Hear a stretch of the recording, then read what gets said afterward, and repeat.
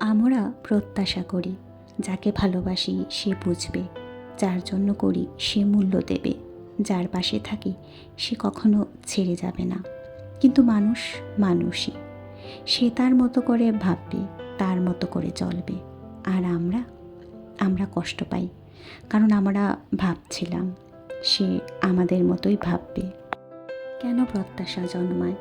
প্রত্যাশা খারাপ না, প্রত্যাশা আসে ভালোবাসা থেকে, আস্থা থেকে, ভরসা থেকে। কিন্তু সমস্যা শুরু হয় তখন যখন প্রত্যাশা বাস্তবতার চেয়ে বড় হয়ে যায়। আমরা ভুলে যাই সব মানুষ আমাদের গল্পের চরিত্র না, কেউ কেউ শুধু একটা অধ্যায়। সব কষ্ট চোখে দেখা যায় না, কিছু কষ্ট চুপচাপ থাকে। একটা রিপ্লাই না আসা, একটু অবহেলা, একটা বদলে যাওয়া আচরণ, এই ছোট্ট ছোট্ট জিনিসগুলোই ধীরে ধীরে ভেঙে দেয় ভেতরটা।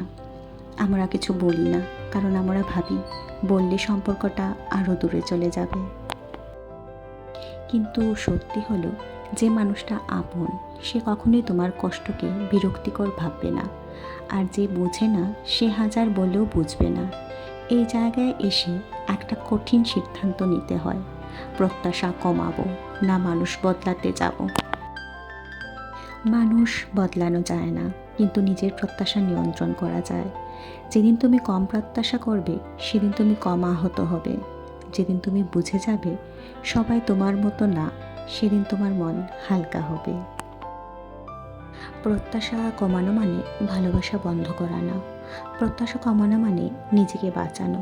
কারণ শান্তি আসে কম প্রত্যাশা থেকে, না যে বেশি পাওয়ার থেকে। প্রত্যাশা কমাও, শান্তি বাড়াও।